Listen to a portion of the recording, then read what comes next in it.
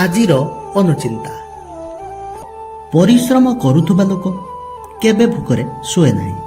ଖରାପ ଚିନ୍ତା କରୁଥିବା ଲୋକର କେବେ ପେଟ ପୁରେ ନାହିଁ।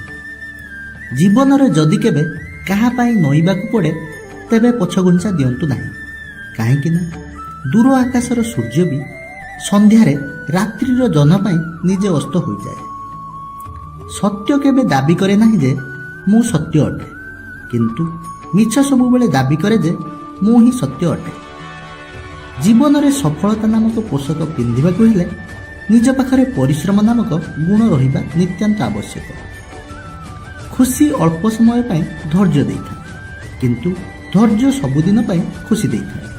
ଏଥିପାଇଁ ଯେତେବେଳେ ବି ଆପଣଙ୍କ ସମୟ ଖରାପ ହେବ ସେତେବେଳେ ଟିକେ ହସନ୍ତୁ ଏବଂ ଧୈର୍ଯ୍ୟ ଧରନ୍ତୁ ଓ ସମୟକୁ ତାର କାମ କରିବା ପାଇଁ ଦିଅନ୍ତୁ। ସଫଳ ବ୍ୟକ୍ତିମାନଙ୍କର ଓଠରେ ସବୁବେଳେ ଦୁଇଟି ଜିନିଷ ଥାଏ, ନୀରବତା ଏବଂ ସ୍ମିତହାସ୍ୟ। ହସ ସମସ୍ୟାର ସମାଧାନ ପାଇଁ ଏବଂ ନୀରବତା ସମସ୍ୟାକୁ ଏଡ଼ାଇବା ପାଇଁ। ଶାରୀରିକ ବଳ ଆଉ ସମ୍ପତ୍ତି ଉପରେ କେବେ ଭରସା କରିବା କଥା ନୁହେଁ। ରୋଗ ଆଉ ଗରିବୀ ଆସିବାକୁ ବେଶୀ ସମୟ ଲାଗେ ନାହିଁ। ଆଖିରୁ ଝରୁଥିବା ଲୁହ ଓ ନୀରବତା ପଛରେ ଲୁଚି ରହିଥିବା ଦୁଃଖ ବୁଝିପାରୁଥିବା ଭଳି ମଣିଷଟିଏ ଯଦି ଆପଣଙ୍କ ପାଖରେ ଅଛି ତେବେ ବୁଝି ନିଅନ୍ତୁ ଆପଣ ଦୁନିଆର ସବୁଠାରୁ ଭାଗ୍ୟବାନ ମଣିଷ। ସୌନ୍ଦର୍ଯ୍ୟ କେବେ ବି ମଣିଷର ଚେହେରା କିମ୍ବା ଦେହର ରଙ୍ଗରେ ନଥାଏ। ସୌନ୍ଦର୍ଯ୍ୟ ଥାଏ ମଣିଷର ମନରେ, ବ୍ୟବହାରରେ ଆଉ ବ୍ୟକ୍ତିତ୍ୱରେ। ଜୀବନରେ ତିନିଟି କଥା ସବୁବେଳେ ମନେ ରଖିଥିବ। ଅତୀତ ହେଉଛି ତୁମର ଶିକ୍ଷା, ବର୍ତ୍ତମାନ ହେଉଛି ତୁମର ଉପହାର ଆଉ ଭବିଷ୍ୟତ ହେଉଛି ତୁମର ପ୍ରେରଣା। ପ୍ରତ୍ୟେକ କାର୍ଯ୍ୟ କରିବା ସମୟରେ ମନୁଷ୍ୟ ସମ୍ମୁଖରେ କିଛି ପରୀକ୍ଷା, ବାଧା, ସମସ୍ୟା, ଦ୍ୱନ୍ଦ୍ୱ ଏବଂ ଆଲୋଚନା ଉପସ୍ଥିତ ହୋଇଥାଏ। ମନୁଷ୍ୟ ପାଖରେ ଦୃଢ଼ତା ନଥିଲେ କାହା ପୁରୁଷ ଭଳି କାର୍ଯ୍ୟ ଛାଡ଼ି ପଳାଇଯାଏ। ମଣିଷ ଦୁଇଟି ସମୟରେ ଉଚ୍ଚ ସ୍ୱର କରେ, ଯେତେବେଳେ ତା ନିଜର ଭୁଲ ଥାଇକି ବି ସେ ମାନିବାକୁ ପ୍ରସ୍ତୁତ ନଥାଏ, ଆଉ ଯେତେବେଳେ ସେ ଠିକ୍ ଥାଏ କିନ୍ତୁ ଦୁନିଆ ମାନିବାକୁ ପ୍ରସ୍ତୁତ ନଥାଏ। ଜୀବନରେ ତିନୋଟି କଥା ସବୁବେଳେ ମନେ ରଖିଥିବ। ଅତୀତ ହେଉଛି ତୁମର ଶିକ୍ଷା, ବର୍ତ୍ତମାନ ହେଉଛି ତୁମର ଉପହାର ଆଉ ଭବିଷ୍ୟତ ହେଉଛି ତୁମର ପ୍ରେରଣା। ଆଖୁ ଅତ୍ୟନ୍ତ ମିଠା କିନ୍ତୁ ଫଳ ଫଳି ନଥାଏ। ଚନ୍ଦନ ଅତ୍ୟନ୍ତ ସୁଗନ୍ଧିତ କିନ୍ତୁ ଫୁଲ କେବେ ଫୁଟି ନଥାଏ। ପଳାଶ ଫୁଲ ବହୁତ ସୁନ୍ଦର କିନ୍ତୁ ବାସ୍ନାହୀନ। ଠିକ୍ ସେହିପରି ସମସ୍ତେ ସବୁ ଗୁଣର ଅଧିକାରୀ ହୋଇପାରି ନଥାନ୍ତି। ତେଣୁ ନିଜର ତୁଳନା କେବେ ବି ଅନ୍ୟ ସହିତ କରନ୍ତୁ ନାହିଁ। ସଂସାରରେ ସବୁଠୁ ବିଚିତ୍ର ପ୍ରାଣୀ ହେଉଛି ମନୁଷ୍ୟ, କାରଣ ସଂସାରରେ ମଣିଷ ହିଁ ଏକମାତ୍ର ପ୍ରାଣୀ ଯିଏ ଭଲ ମନ୍ଦର ବିଚାର ଜାଣିଥିଲେ ମଧ୍ୟ ଭୁଲ କରି ଚାଲେ। ଜୀବନରେ ତିନିଟି କଥା ସବୁବେଳେ ମନେ ରଖିଥିବ। ଅତୀତ ହେଉଛି ତୁମର ଶିକ୍ଷା, ବର୍ତ୍ତମାନ ହେଉଛି ତୁମର ଉପହାର ଆଉ ଭବିଷ୍ୟତ ହେଉଛି ତୁମର ପ୍ରେରଣା। ସବୁବେଳେ ସବୁ କିଛି ପାଇବାର ଆଶା ହିଁ ମନୁଷ୍ୟକୁ ଦୁଃଖ ଓ ଅଶାନ୍ତିର ଅନ୍ଧକାର ମଧ୍ୟକୁ ଟାଣି ନେଇଥାଏ। ତେଣୁ ଈଶ୍ୱର ଯାହା ଦେଇଛନ୍ତି ସେଥିରେ ଖୁସି ହେବା ଉଚିତ, ତେବେ ଯାଇ ଏ ସଂସାରରେ ଶାନ୍ତିରେ ବଞ୍ଚିପାରିବ। ସ୍ୱର୍ଗ ମର୍ତ୍ତ୍ୟ ବୋଲି କିଛି ନାହିଁ। ଏଇଠି ସ୍ୱର୍ଗ, ଏଇଠି ନର୍କ। ଭଲ କାମ କଲେ ସ୍ୱର୍ଗ ସୁଖ ମିଳେ, ମନ୍ଦ କାମ ପାଇଁ ନର୍କ ଯନ୍ତ୍ରଣା ସହିବାକୁ ପଡ଼ିଥାଏ। ଯେଉଁ ମଣିଷ ଅନ୍ୟ ପାଇଁ ଚିନ୍ତା କରିଥାଏ ତାଠାରେ ପରମାତ୍ମା ବାସ କରିଥାନ୍ତି, ଆଉ ଯେଉଁ ମଣିଷ ନିଜ ସ୍ୱାର୍ଥ ପାଇଁ ଚିନ୍ତା କରିଥାଏ ସେ କେବଳ ମାୟାର ଦାସ ହୋଇଥାନ୍ତି। ଯେବେ ମଣିଷ କାହାକୁ ଅସମ୍ମାନ ଓ ଅପମାନ କରୁଥାଏ ସେତେବେଳେ ସେ ଗୋଟିଏ ଜିନିଷ ଭୁଲିଯାଏ, ସେତେବେଳେ ସେ ଅନ୍ୟର ନୁହେଁ ନିଜର ସମ୍ମାନ ହରାଉଥାଏ। ଇଚ୍ଛାକୁ ଜୟ କର କିମ୍ବା ନିୟନ୍ତ୍ରଣ କର, ତାପରେ ତୁମେ ଶାନ୍ତିରେ ବଞ୍ଚିପାରିବ। ନଚେତ୍ ମଣିଷ ଯେପର୍ଯ୍ୟନ୍ତ ସେ ଇଚ୍ଛା ପଛରେ ଦୌଡ଼ିବ ସେ ପର୍ଯ୍ୟନ୍ତ ଶାନ୍ତିରେ ବଞ୍ଚିପାରିବ ନାହିଁ। ପ୍ରତ୍ୟେକ କାର୍ଯ୍ୟ କରିବା ସମୟରେ ମନୁଷ୍ୟ ସମ୍ମୁଖରେ କିଛି ପରୀକ୍ଷା, ବାଧା, ସମସ୍ୟା, ଦ୍ୱନ୍ଦ୍ୱ ଏବଂ ଆଲୋଚନା ଉପସ୍ଥିତ ହୋଇଥାଏ। ମନୁଷ୍ୟ ପାଖରେ ଦୃଢ଼ତା ନଥିଲେ କାହା ପୁରୁଷ ଭଳି କାର୍ଯ୍ୟ ଛାଡ଼ି ପଳାଇଯାଏ। ମଣିଷ ଦୁଇଟି ସମୟରେ ଉଚ୍ଚ ସ୍ୱର କରେ, ଯେତେବେଳେ ତା ନିଜର ଭୁଲ ଥାଇକି ବି ସେ ମାନିବାକୁ ପ୍ରସ୍ତୁତ ନଥାଏ, ଆଉ ଯେତେବେଳେ ସେ ଠିକ୍ ଥାଏ କିନ୍ତୁ ଦୁନିଆ ମାନିବାକୁ ପ୍ରସ୍ତୁତ ନଥାଏ। ଜୀବନରେ ତିନୋଟି କଥା ସବୁବେଳେ ମନେ ରଖିଥିବ। ଅତୀତ ହେଉଛି ତୁମର ଶିକ୍ଷା, ବର୍ତ୍ତମାନ ହେଉଛି ତୁମର ଉପହାର, ଆଉ ଭବିଷ୍ୟତ ହେଉଛି ତୁମର ପ୍ରେରଣା। ଆଖୁ ଅତ୍ୟନ୍ତ ମିଠା କିନ୍ତୁ ଫଳ ଫଳି ନଥାଏ। ଚନ୍ଦନ ଅତ୍ୟନ୍ତ ସୁଗନ୍ଧିତ କିନ୍ତୁ ଫୁଲ କେବେ ଫୁଟି ନଥାଏ। ପଳାଶ ଫୁଲ ବହୁତ ସୁନ୍ଦର କିନ୍ତୁ ବାସ୍ନାହୀନ। ଠିକ୍ ସେହିପରି ସମସ୍ତେ ସବୁ ଗୁଣର ଅଧିକାରୀ ହୋଇପାରି ନଥାନ୍ତି। ତେଣୁ ନିଜର ତୁଳନା କେବେ ବି ଅନ୍ୟ ସହିତ କରନ୍ତୁ ନାହିଁ। ସଂସାରରେ ସବୁଠୁ ବିଚିତ୍ର ପ୍ରାଣୀ ହେଉଛି ମନୁଷ୍ୟ। କାରଣ ସଂସାରରେ ମଣିଷ ହିଁ ଏକମାତ୍ର ପ୍ରାଣୀ ଯିଏ ଭଲ ମନ୍ଦର ବିଚାର ଜାଣିଥିଲେ ମଧ୍ୟ ଭୁଲ କରିଚାଲେ। ଦୁଇଟି ଜିନିଷ ଯାହା ଜଣେ ବ୍ୟକ୍ତି ଅନ୍ୟ ପୁରୁଷ ବିଷୟରେ କେବେ ବି ଭୁଲି ପାରିବ ନାହିଁ। ଗୋଟିଏ ହାତରେ କରିଥିବା ସାହାଯ୍ୟ, ଅନ୍ୟଟି ଶବ୍ଦ ସହିତ ମନରେ କରିଥିବା ଆଘାତ। ଯେଉଁମାନେ ଖୁସି ଅଛନ୍ତି ସେମାନେ କେବଳ ସେମାନଙ୍କ ପାଖରେ ଥିବା ବିଷୟରେ ଚିନ୍ତା କରନ୍ତି। ଯେଉଁମାନେ ଖୁସିରେ ରହିପାରୁନାହାନ୍ତି ସେମାନେ କେବଳ ଯାହା ତାଙ୍କ ପାଖରେ ନାହିଁ ସେହି ବିଷୟରେ ଚିନ୍ତା କରନ୍ତି। ନିଜ ଖୁସିର ଦାୟିତ୍ୱ ନିଜ ହାତରେ ରହିଥାଏ। ନିଜ ଖୁସି ପାଇଁ ଯଦି ଅନ୍ୟ ଉପରେ ନିର୍ଭରଶୀଳ ହେବା ତେବେ ଦୁଃଖ ନିଶ୍ଚିତ ଭାବରେ ମିଳିବ। ଛୋଟ ହେଉ ବା ବଡ଼, ଭୁଲ ତ ଭୁଲ ହୋଇଥାଏ। ଏହାକୁ ଅଣଦେଖା ନକରି ନିଜ ଭୁଲକୁ ସୁଧାରିବାକୁ ଚେଷ୍ଟା କରିବା ଉଚିତ। କାହିଁକି ନା ଛୋଟିଆ କଣାଟିଏ ବଡ଼ ଡଙ୍ଗାକୁ ପାଣିରେ ବୁଡ଼ାଇ ଦେବାର କ୍ଷମତା ରଖିଥାଏ। ଜୀବନରେ ଯେଉଁ ଲୋକମାନେ ଆପଣଙ୍କ ଠାରୁ ଦୂରେଇବାକୁ ଚାହାନ୍ତି ପ୍ରଥମେ ଆପଣଙ୍କୁ କୌଣସି ଏକ ମାଧ୍ୟମରେ ଦୋଷୀ କରିଦିଅନ୍ତି ଓ ପରେ ନିଜ ଦୋଷ ଅନ୍ୟ ଉପରେ ଲଦି ଦେଇ ଦୂରେଇ ଯାଆନ୍ତି। ଦୁନିଆରେ ସବୁବେଳେ ସେହି ମଣିଷ ଉଦାସ ରହିଥାଏ ଓ ଦୁଃଖ କଷ୍ଟ ସହିଥାଏ ଯିଏ ନିଜଠାରୁ ଅଧିକ ଅନ୍ୟକୁ ଗୁରୁତ୍ୱ ଓ ଭଲ ପାଇବା ଦେଇଥାଏ। ଜୀବନରେ କେବେ ବି କାହାକୁ ଅଦରକାରୀ ଭାବିବା ଉଚିତ ନୁହେଁ। କାହିଁକି ନା ଭଗବାନ କାହାକୁ ବି ବିନା କାରଣରେ କେବେ ବି ସଂସାରକୁ ପଠାନ୍ତିନି। ଈଶ୍ୱରଙ୍କ ନିଷ୍ପତ୍ତିରେ ଖୁସି ହୁଅ, କାରଣ ଈଶ୍ୱର ତାହା ଦିଅନ୍ତି ନାହିଁ ଯାହା ଆପଣଙ୍କୁ ଭଲ ଲାଗେ, ବରଂ ଈଶ୍ୱର ତାହା ଦେଇଥାନ୍ତି ଯାହା ଆପଣଙ୍କ ପାଇଁ ମଙ୍ଗଳ ହୋଇଥାଏ।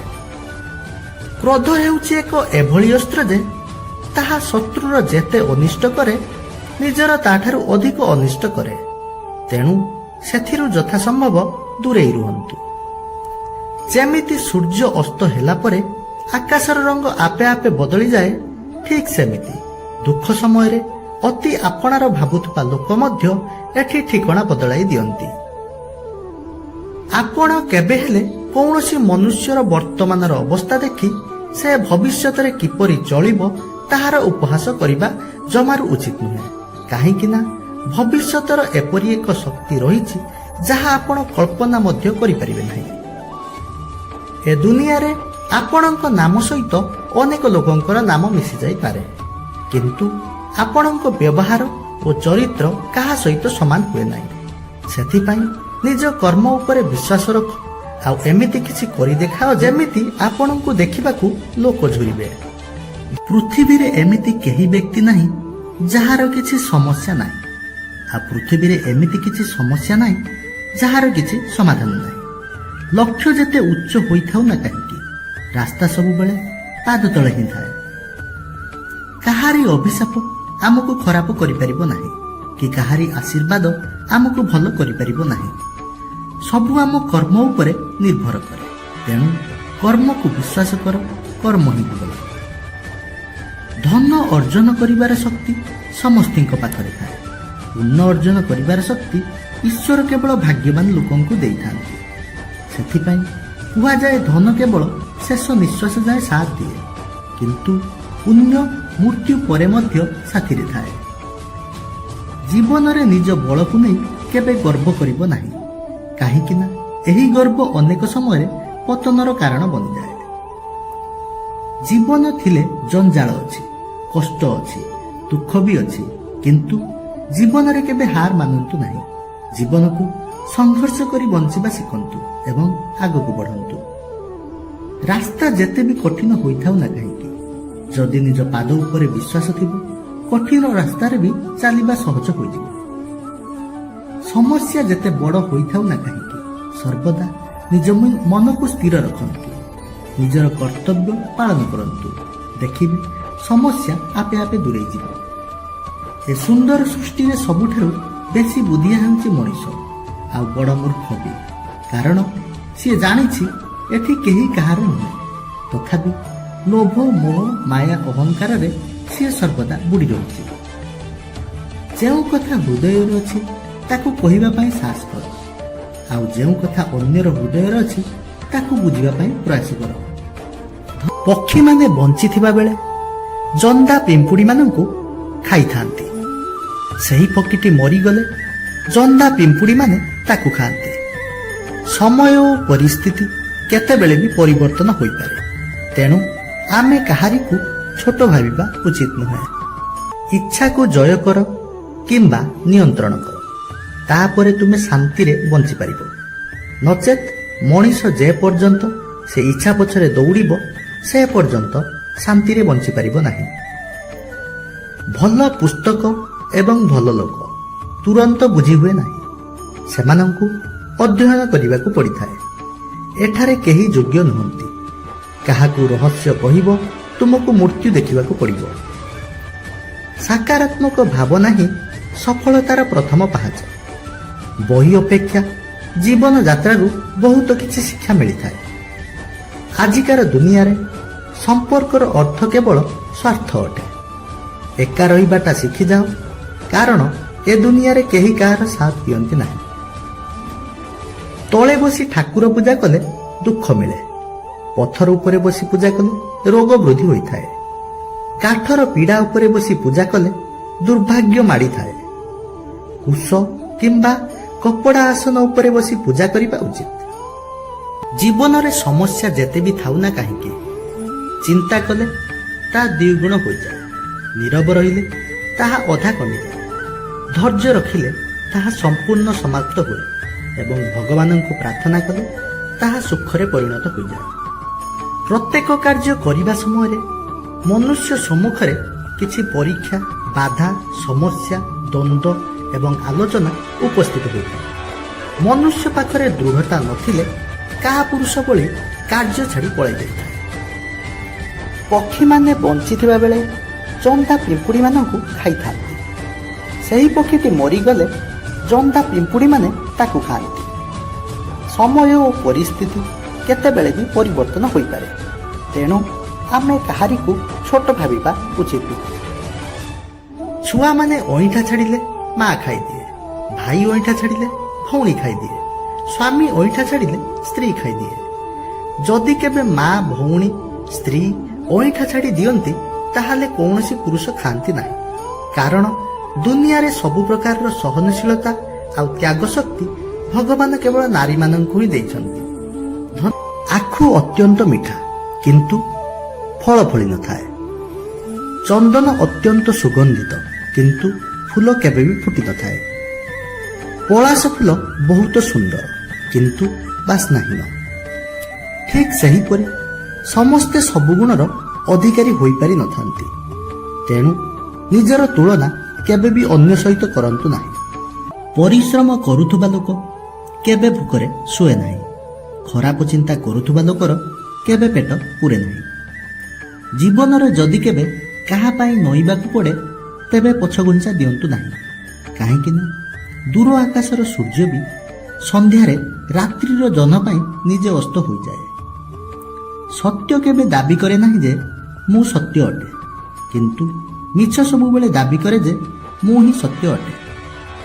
ଜୀବନରେ ସଫଳତା ନାମକ ପୋଷାକ ପିନ୍ଧିବାକୁ ହେଲେ ନିଜ ପାଖରେ ପରିଶ୍ରମ ନାମକ ଗୁଣ ରହିବା ନିତ୍ୟାନ୍ତ ଆବଶ୍ୟକ। ଖୁସି ଅଳ୍ପ ସମୟ ପାଇଁ ଧୈର୍ଯ୍ୟ ଦେଇଥାଏ, କିନ୍ତୁ ଧୈର୍ଯ୍ୟ ସବୁଦିନ ପାଇଁ ଖୁସି ଦେଇଥାଏ। ଏଥିପାଇଁ ଯେତେବେଳେ ବି ଆପଣଙ୍କ ସମୟ ଖରାପ ହେବ ସେତେବେଳେ ଟିକେ ହସନ୍ତୁ ଏବଂ ଧୈର୍ଯ୍ୟ ଧରନ୍ତୁ ଓ ସମୟକୁ ତାର କାମ କରିବା ପାଇଁ ଦିଅନ୍ତୁ। ସଫଳ ବ୍ୟକ୍ତିମାନଙ୍କର ଓଠରେ ସବୁବେଳେ ଦୁଇଟି ଜିନିଷ ଥାଏ, ନୀରବତା ଏବଂ ସ୍ମିତ ହାସ୍ୟ।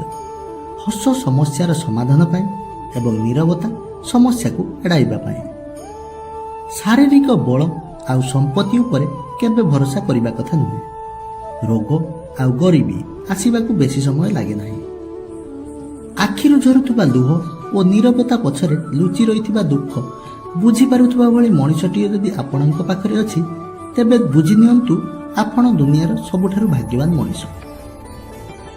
ସୌନ୍ଦର୍ଯ୍ୟ କେବେ ବି ମଣିଷର ଚେହେରା କିମ୍ବା ଦେହର ରଙ୍ଗରେ ନଥାଏ। ସୌନ୍ଦର୍ଯ୍ୟ ଥାଏ ମଣିଷର ମନରେ, ବ୍ୟବହାରରେ ଆଉ ବ୍ୟକ୍ତିତ୍ୱରେ। ଜୀବନରେ ଯେଉଁ ଲୋକମାନେ ଆପଣଙ୍କ ଠାରୁ ଦୂରେଇବାକୁ ଚାହାନ୍ତି, ପ୍ରଥମେ ଆପଣଙ୍କୁ କୌଣସି ଏକ ମାଧ୍ୟମରେ ଦୋଷୀ କରିଦିଅନ୍ତି ଓ ପରେ ନିଜ ଦୋଷ ଅନ୍ୟ ଉପରେ ଲଦି ଦେଇ ଦୂରେଇ ଯାଆନ୍ତି। ଦୁନିଆରେ ସବୁବେଳେ ସେହି ମଣିଷ ଉଦାସ ରହିଥାଏ ଓ ଦୁଃଖ କଷ୍ଟ ସହିଥାଏ ଯିଏ ନିଜଠାରୁ ଅଧିକ ଅନ୍ୟକୁ ଗୁରୁତ୍ୱ ଓ ଭଲ ପାଇବା ଦେଇଥାଏ। ଜୀବନରେ କେବେ ବି କାହାକୁ ଅଦରକାରୀ ଭାବିବା ଉଚିତ ନୁହେଁ, କାହିଁକି ନା ଭଗବାନ କାହାକୁ ବି ବିନା କାରଣରେ କେବେ ବି ସଂସାରକୁ ପଠାନ୍ତିନି। ଈଶ୍ୱରଙ୍କ ନିଷ୍ପତ୍ତିରେ ଖୁସି ହୁଅ, କାରଣ ଈଶ୍ୱର ତାହା ଦିଅନ୍ତି ନାହିଁ ଯାହା ଆପଣଙ୍କୁ ଭଲ ଲାଗେ, ବରଂ ଈଶ୍ୱର ତାହା ଦେଇଥାନ୍ତି ଯାହା ଆପଣଙ୍କ ପାଇଁ ମଙ୍ଗଳ ହୋଇଥାଏ। କ୍ରୋଧ ହେଉଛି ଏକ ଏଭଳି ଅସ୍ତ୍ର ଯେ ତାହା ଶତ୍ରୁର ଯେତେ ଅନିଷ୍ଟ କରେ, ନିଜର ତାଠାରୁ ଅଧିକ ଅନିଷ୍ଟ କରେ। ତେଣୁ ସେଥିରୁ ଯଥାସମ୍ଭବ ଦୂରେଇ ରୁହନ୍ତୁ। ଯେମିତି ସୂର୍ଯ୍ୟ ଅସ୍ତ ହେଲା ପରେ ଆକାଶର ରଙ୍ଗ ଆପେ ଆପେ ବଦଳିଯାଏ, ଠିକ୍ ସେମିତି ଦୁଃଖ ସମୟରେ ଅତି ଆପଣାର ଭାବୁଥିବା ଲୋକ ମଧ୍ୟ ଏଠି ଠିକଣା ବଦଳାଇ ଦିଅନ୍ତି। ଆପଣ କେବେ ହେଲେ କୌଣସି ମନୁଷ୍ୟର ବର୍ତ୍ତମାନର ଅବସ୍ଥା ଦେଖି ସେ ଭବିଷ୍ୟତରେ କିପରି ଚଳିବ ତାହାର ଉପହାସ କରିବା ଜମାରୁ ଉଚିତ ନୁହେଁ, କାହିଁକି ନା ଭବିଷ୍ୟତର ଏପରି ଏକ ଶକ୍ତି ରହିଛି ଯାହା ଆପଣ କଳ୍ପନା ମଧ୍ୟ କରିପାରିବେ ନାହିଁ। ଏ ଦୁନିଆରେ ଆପଣଙ୍କ ନାମ ସହିତ ଅନେକ ଲୋକଙ୍କର ନାମ ମିଶିଯାଇପାରେ, କିନ୍ତୁ ଆପଣଙ୍କ ବ୍ୟବହାର ଓ ଚରିତ୍ର କାହା ସହିତ ସମାନ ହୁଏ ନାହିଁ। ସେଥିପାଇଁ ନିଜ କର୍ମ ଉପରେ ବିଶ୍ୱାସ ରଖ, ଆଉ ଏମିତି କିଛି କରି ଦେଖାଅ ଯେମିତି ଆପଣଙ୍କୁ ଦେଖିବାକୁ ଲୋକ ଝୁରିବେ। ଦୁଇଟି ଜିନିଷ ଯାହା ଜଣେ ବ୍ୟକ୍ତି ଅନ୍ୟ ପୁରୁଷ ବିଷୟରେ କେବେ ବି ଭୁଲି ପାରିବ ନାହିଁ, ଗୋଟିଏ ହାତରେ କରିଥିବା ସାହାଯ୍ୟ, ଅନ୍ୟଟି ଶବ୍ଦ ସହିତ ମନରେ କରିଥିବା ଆଘାତ। ଯେଉଁମାନେ ଖୁସି ଅଛନ୍ତି ସେମାନେ କେବଳ ସେମାନଙ୍କ ପାଖରେ ଥିବା ବିଷୟରେ ଚିନ୍ତା କରନ୍ତି। ଯେଉଁମାନେ ଖୁସିରେ ରହିପାରୁନାହାନ୍ତି ସେମାନେ କେବଳ ଯାହା ତାଙ୍କ ପାଖରେ ନାହିଁ ସେହି ବିଷୟରେ ଚିନ୍ତା କରନ୍ତି। ନିଜ ଖୁସିର ଦାୟିତ୍ୱ ନିଜ ହାତରେ ରହିଥାଏ। ନିଜ ଖୁସି ପାଇଁ ଯଦି ଅନ୍ୟ ଉପରେ ନିର୍ଭରଶୀଳ ହେବା, ତେବେ ଦୁଃଖ ନିଶ୍ଚିତ ଭାବରେ ମିଳିବ। ଛୋଟ ହେଉ ବା ବଡ଼, ଭୁଲ ତ ଭୁଲ ହୋଇଥାଏ। ଏହାକୁ ଅଣଦେଖା ନକରି ନିଜ ଭୁଲକୁ ସୁଧାରିବାକୁ ଚେଷ୍ଟା କରିବା ଉଚିତ, କାହିଁକି ନା ଛୋଟିଆ କଣାଟିଏ ବଡ଼ ଡଙ୍ଗାକୁ ପାଣିରେ ବୁଡ଼ାଇ ଦେବାର କ୍ଷମତା ରଖିଥାଏ। ପୃଥିବୀରେ ଏମିତି କେହି ବ୍ୟକ୍ତି ନାହିଁ ଯାହାର କିଛି ସମସ୍ୟା ନାହିଁ, ଆଉ ପୃଥିବୀରେ ଏମିତି କିଛି ସମସ୍ୟା ନାହିଁ ଯାହାର କିଛି ସମାଧାନ ନାହିଁ। ଲକ୍ଷ୍ୟ ଯେତେ ଉଚ୍ଚ ହୋଇଥାଉ ନା କାହିଁକି, ରାସ୍ତା ସବୁବେଳେ ପାଦ ତଳେ ହିଁ ଥାଏ। କାହାରି ଅଭିଶାପ ଆମକୁ ଖରାପ କରିପାରିବ ନାହିଁ, କି କାହାରି ଆଶୀର୍ବାଦ ଆମକୁ ଭଲ କରିପାରିବ ନାହିଁ। ସବୁ ଆମ କର୍ମ ଉପରେ ନିର୍ଭର କରେ। ତେଣୁ କର୍ମକୁ ବିଶ୍ୱାସ କର, କର୍ମ ହିଁ ଭଗବାନ। ଧନ ଅର୍ଜନ କରିବାର ଶକ୍ତି ସମସ୍ତଙ୍କ ପାଖରେ ଥାଏ। ପୁଣ୍ୟ ଅର୍ଜନ କରିବାର ଶକ୍ତି ଈଶ୍ୱର କେବଳ ଭାଗ୍ୟବାନ ଲୋକଙ୍କୁ ଦେଇଥାନ୍ତି। ସେଥିପାଇଁ କୁହାଯାଏ ଧନ କେବଳ ଶେଷ ନିଶ୍ୱାସ ଯାଏ ସାଥ ଦିଏ, କିନ୍ତୁ ପୁଣ୍ୟ ମୃତ୍ୟୁ ପରେ ମଧ୍ୟ ସାଥିରେ ଥାଏ। ଜୀବନରେ ନିଜ ବଳକୁ ନେଇ କେବେ ଗର୍ବ କରିବ ନାହିଁ, କାହିଁକି ନା ଏହି ଗର୍ବ ଅନେକ ସମୟରେ ପତନର କାରଣ ବନିଯାଏ। ଜୀବନ ଥିଲେ ଜଞ୍ଜାଳ ଅଛି, କଷ୍ଟ ଅଛି, ଦୁଃଖ ବି ଅଛି, କିନ୍ତୁ ଜୀବନରେ କେବେ ହାର ମାନନ୍ତୁ ନାହିଁ। ଜୀବନକୁ ସଂଘର୍ଷ କରି ବଞ୍ଚିବା ଶିଖନ୍ତୁ ଏବଂ ଆଗକୁ ବଢ଼ନ୍ତୁ। ରାସ୍ତା ଯେତେ ବି କଠିନ ହୋଇଥାଉ ନା କାହିଁକି, ଯଦି ନିଜ ପାଦ ଉପରେ ବିଶ୍ୱାସ ଥିବ, କଠିନ ରାସ୍ତାରେ ବି ଚାଲିବା ସହଜ ହୋଇଯିବ। ସମସ୍ୟା ଯେତେ ବଡ଼ ହୋଇଥାଉ ନା କାହିଁକି, ସର୍ବଦା ନିଜ ମନକୁ ସ୍ଥିର ରଖନ୍ତୁ, ନିଜର କର୍ତ୍ତବ୍ୟ ପାଳନ କରନ୍ତୁ। ଦେଖିବେ ସମସ୍ୟା ଆପେ ଆପେ ଦୂରେଇ ଯିବ। ଏ ସୁନ୍ଦର ସୃଷ୍ଟିରେ ସବୁଠାରୁ ବେଶୀ ବୁଦ୍ଧିଆ ହେଉଛି ମଣିଷ, ଆଉ ବଡ଼ ମୂର୍ଖ ବି, କାରଣ ସିଏ ଜାଣିଛି ଏଠି କେହି କାହାର ନୁହେଁ। ତଥାପି ଲୋଭ, ମୋହ, ମାୟା, ଅହଙ୍କାରରେ ସିଏ ସର୍ବଦା ବୁଡ଼ି ରହୁଛି। ଯେଉଁ କଥା ହୃଦୟରେ ଅଛି ତାକୁ କହିବା ପାଇଁ ସାହସ କର, ଆଉ ଯେଉଁ କଥା ଅନ୍ୟର ହୃଦୟରେ ଅଛି ତାକୁ ବୁଝିବା ପାଇଁ ପ୍ରୟାସ କର। ଇଚ୍ଛାକୁ ଜୟ କର କିମ୍ବା ନିୟନ୍ତ୍ରଣ କର, ତାପରେ ତୁମେ ଶାନ୍ତିରେ ବଞ୍ଚିପାରିବ। ନଚେତ୍ ମଣିଷ ଯେ ପର୍ଯ୍ୟନ୍ତ ସେ ଇଚ୍ଛା ପଛରେ ଦୌଡ଼ିବ ସେ ପର୍ଯ୍ୟନ୍ତ ଶାନ୍ତିରେ ବଞ୍ଚିପାରିବ ନାହିଁ। ଭଲ ପୁସ୍ତକ ଏବଂ ଭଲ ଲୋକ ତୁରନ୍ତ ବୁଝି ହୁଏ ନାହିଁ, ସେମାନଙ୍କୁ ଅଧ୍ୟୟନ କରିବାକୁ ପଡ଼ିଥାଏ। ଏଠାରେ କେହି ଯୋଗ୍ୟ ନୁହନ୍ତି। କାହାକୁ ରହସ୍ୟ କହିବ ତୁମକୁ ମୃତ୍ୟୁ ଦେଖିବାକୁ ପଡ଼ିବ। ସକାରାତ୍ମକ ଭାବନା ହିଁ ସଫଳତାର ପ୍ରଥମ ପାହାଚ। ବହି ଅପେକ୍ଷା ଜୀବନ ଯାତ୍ରାରୁ ବହୁତ କିଛି ଶିକ୍ଷା ମିଳିଥାଏ। ଆଜିକାର ଦୁନିଆରେ ସମ୍ପର୍କର ଅର୍ଥ କେବଳ ସ୍ୱାର୍ଥ ଅଟେ। ଏକା ରହିବାଟା ଶିଖିଯାଅ, କାରଣ ଏ ଦୁନିଆରେ କେହି କାହାର ସାଥ ଦିଅନ୍ତି ନାହିଁ। ତଳେ ବସି ଠାକୁର ପୂଜା କଲେ ଦୁଃଖ ମିଳେ, ପଥର ଉପରେ ବସି ପୂଜା କଲେ ରୋଗ ବୃଦ୍ଧି ହୋଇଥାଏ। କାଠର ପିଡ଼ା ଉପରେ ବସି ପୂଜା କଲେ ଦୁର୍ଭାଗ୍ୟ ମାଡ଼ିଥାଏ। କୁଶ କିମ୍ବା କପଡ଼ା ଆସନ ଉପରେ ବସି ପୂଜା କରିବା ଉଚିତ। ଜୀବନରେ ସମସ୍ୟା ଯେତେ ବି ଥାଉ ନା କାହିଁକି, ଚିନ୍ତା କଲେ ତାହା ଦ୍ୱିଗୁଣ ହୋଇଯାଏ, ନୀରବ ରହିଲେ ତାହା ଅଧା କମିଯାଏ, ଧୈର୍ଯ୍ୟ ରଖିଲେ ତାହା ସମ୍ପୂର୍ଣ୍ଣ ସମାପ୍ତ ହୁଏ ଏବଂ ଭଗବାନଙ୍କୁ ପ୍ରାର୍ଥନା କଲେ ତାହା ସୁଖରେ ପରିଣତ ହୋଇଯାଏ। ପ୍ରତ୍ୟେକ କାର୍ଯ୍ୟ କରିବା ସମୟରେ ମନୁଷ୍ୟ ସମ୍ମୁଖରେ କିଛି ପରୀକ୍ଷା, ବାଧା, ସମସ୍ୟା, ଦ୍ୱନ୍ଦ୍ୱ ଏବଂ ଆଲୋଚନା ଉପସ୍ଥିତ ହୋଇଥାଏ। ମନୁଷ୍ୟ ପାଖରେ ଦୃଢ଼ତା ନଥିଲେ କାହା ପୁରୁଷ ଭଳି କାର୍ଯ୍ୟ ଛାଡ଼ି ପଳାଇ ଯାଇଥାଏ। ପକ୍ଷୀମାନେ ବଞ୍ଚିଥିବା ବେଳେ ଜନ୍ଦା ପିମ୍ପୁଡ଼ିମାନଙ୍କୁ ଖାଇଥାନ୍ତି। ସେହି ପକ୍ଷୀଟି ମରିଗଲେ ଜନ୍ଦା ପିମ୍ପୁଡ଼ିମାନେ ତାକୁ ଖାଆନ୍ତି। ସମୟ ଓ ପରିସ୍ଥିତି କେତେବେଳେ ବି ପରିବର୍ତ୍ତନ ହୋଇପାରେ, ତେଣୁ ଆମେ କାହାରିକୁ ଛୋଟ ଭାବିବା ଉଚିତ ନୁହେଁ।